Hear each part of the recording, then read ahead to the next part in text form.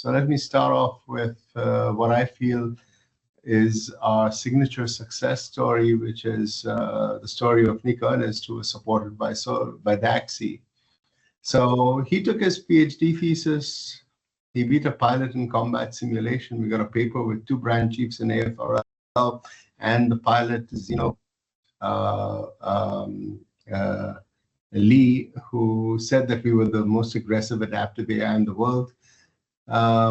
Thales at the time, Thales Avionics, every 2 out of 3 aircraft that take off and land in the world have Thales Avionics. They're about 22 billion euros a year, 90,000 workers. They're headquartered in France, and they have a big presence in the United States.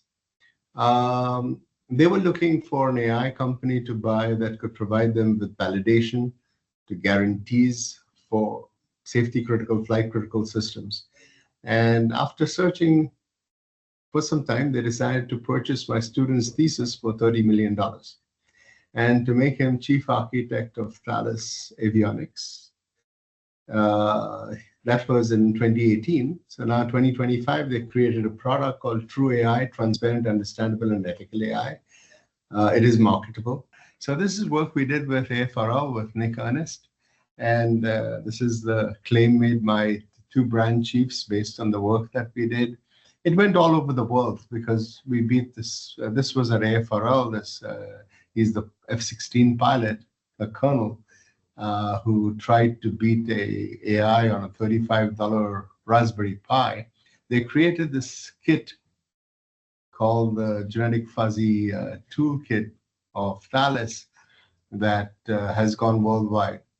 And so right now, Thales has created Thales, Ohio, Cincinnati. They're moving over to Cincinnati. They're moving to the University of Cincinnati. Given the success they've had, they decided to multiply the group to make them 12 workers here, and then to keep growing while they integrate their systems all over. So they're creating jobs in Ohio.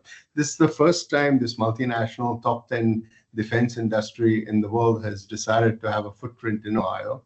So they're bragging about it, the success of Ohio.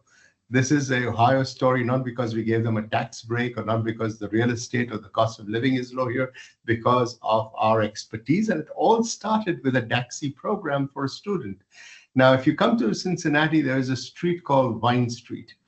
In Vine Street, we celebrate our alumni. There is a mural that changes every year. And on that mural is a face of my student, Nick Ernest, for the success he's brought us. And so you'd see him, he's one of the featured speakers in the bottom right corner. You have his face on the wall there. And he was interviewed and he had to say, a few things. And he thanked me for having unlocked in him potential he never knew existed. That potential wouldn't have been unlocked if it wasn't for DAGSI providing that support, because I didn't have funding for him. And it was that project that changed his life. That project that brought in, and highlighted across the world our expertise in AI, our ingenuity. And so while Thales told him that he's welcome to have an office in New York, Toronto, LA, Silicon Valley, and also in Paris if he wishes to, he decided to stay here in Ohio and to build his capability here. So I think this is a good story to tell.